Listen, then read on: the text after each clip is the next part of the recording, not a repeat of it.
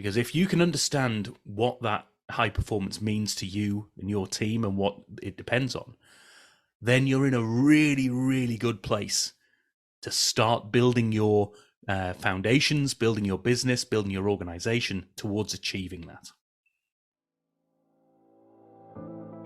Hi, and welcome to Helping You Perform. I'm your host, Paul Teasdale. Over a career working with high-performing teams from across the globe, including 7 years working with Formula One team McLaren, I've learned a lot about what it takes to drive results. In this weekly podcast series, I'm going to be bringing you tips, tricks, and insights from the world of Formula One that you can apply for your organisation for your own high performance. Enjoy. Hi everybody, and welcome to another episode of Helping You Perform, where I bring my tips, tricks, insights, and some of the stories from the world of F1 and other high-performing teams, and help you take those learnings and accelerate your own performance. I hope you enjoyed last week's episode 51, where I talked about grief and bereavement alongside performance. Massive thanks to everyone who's been reaching out off the back of that and off everything that's been happening in my world recently. So please, if you're in that situation, please do reach out, ask for help, put your message out there, and allow people in to help you in whatever way they can. In this week's episode, I'm going to go back to a question that I was asked on a webinar recently, which is an easy question, but a very difficult one at the same time, which is, what is high performance?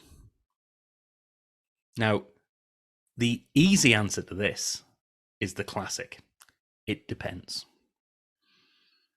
The difficult bit is answering, what is it for you and what does that depend on? Because if you can understand what that high performance means to you and your team and what it depends on, then you're in a really, really good place to start building your foundations, building your business, building your organization towards achieving that. And whilst high performance can seem like a relatively easy concept in its own right, you're performing well, you're doing well, you might be getting good results in terms of, the profit that your business is seeing, maybe the numbers that you are generating in terms of sales or conversations or clients, whatever that might be. But actually, have you really understood what high performance is to you and your organization and the context of that? Now, this goes back to the R element, the results aspect of rapid performance. So I'll put a link in the show notes here, going all the way back to one of the earliest episodes of this series, which is about understand the results that you're trying to drive, because this is exactly the same thing. Results and high performance, they go together.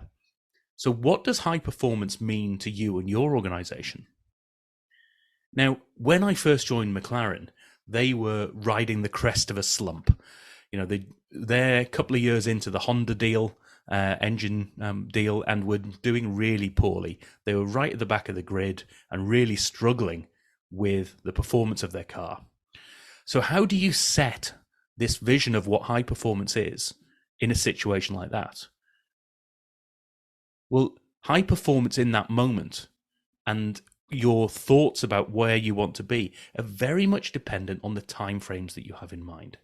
If you're very sort of short-term focused, having a high performance goal of winning the next race when all you've been doing all season is coming last is a bit silly, really. It's not achievable. It's not realistic. But if you've got a long-term high-performance goal and high-performance understanding of you want to dominate the sport and get back on top, then that gives you something to look forward to and say, right, how do we get there? And how do we get there in the way that keeps us sustainable for the meantime? So we're keeping the business going, because you can put all of your eggs in one basket and look for future car designs. But actually, you've still got to keep the money and the revenue coming in. So you've got to bear these things in mind. But high performance for that organization at that time was about getting back into a competitive landscape where they could be fighting for podium positions. And then long term, looking at how can you start to go beyond fighting for podium positions to being that number one and consistently being that number one. Now, I also talk about, in the results aspect of rapid performance, the concept of how you want to achieve those ambitions as well. So you've got to do this within the regulatory framework of what you're doing. There's no point in, well, you can, in some ways, aim to get there by bending the rules and cheating. There's high risk, high reward in that space, but the risk is you are completely out of the of the business. You might get shut down. You might get banned from the sport, whatever it might be. You might get fined beyond your capability to come back through as an organization. But you also got to think about those, what are the strategic objectives? What are the things that you want to be seen to be doing? Like, how do we want to be seen to deliver these results that we're trying to get to? Now, I've often talked about my time at McLaren. The two things that really stuck out for me in terms of strategic objectives were things around sustainability and fan engagement. So being dominant in that sport over the next 3 to 5 years, whatever that time frame might be, but doing it in a way that brings along the fans, gets them truly engaged, gets that team as the number one fan base team, whilst also doing it in an environmentally sustainable way. And that starts to shape how you start to deliver some of these results as well, and how you move yourself in a way that isn't going to take you away from your long-term high-performance goal, but also helps you understand what those guide rails are for staying within it, for your own sort of values and for your own priorities. Now, when I'm working with organizations, when they start talking about high performance, they might be talking about who is the competitor, who is the number one in their industry, and that's high performance for them. And that can be great, and that's a really good way of thinking about, this is where my competition is at. But what is it about that high performance that attracts you? Is that really what your organization is trying to get to? And is that how they're behaving that you want to emulate as well? Or is actually the results that they're after, but in a slightly different way, what is truly high performance for you? So for me, high performance is about what you want to achieve and how you want to achieve it. And by thinking above and beyond that competition as well. If you raise your sort of horizons and your timeframes to say, yes, we might be sort of second, third in the pecking order right now, but our long-term aim, our high performance that we are aiming for, is to go above and beyond that competition so that we are blowing them out of the water and they're the ones trying to copy us. That way, you're not just trying to copy people, you're trying to overtake and you're trying to get even better. And that puts you in a lot better stead than just trying to copy what other people are doing. And this concept can be taken down to a team level, even an individual level, of just going back and saying, right, what is high performance for me? And I would always encourage people, when you're having this conversation, when you're having that sort of chat about what high performance is, try to think of it in timeframes as well. What's high performance this year?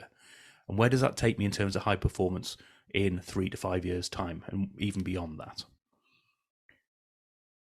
So I want you to think this week in terms of what is high performance for me, for my team and my organization.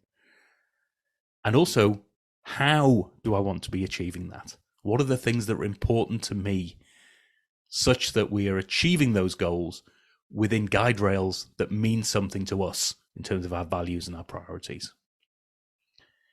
And as always, if you want some support in doing this, you want to just chat it through, hit me up through the website at paulteasdale.co.uk, set up that free 30-minute chat.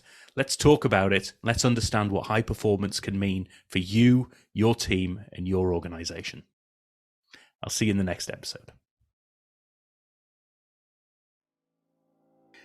Thank you for listening to this episode of the Helping You Perform podcast. If you found value in this episode, please take a moment to like, share, or review the podcast. You can reach out to me at any time, either through LinkedIn or through my website at www.paulteasdale.co.uk. I look forward to speaking to you in the next episode.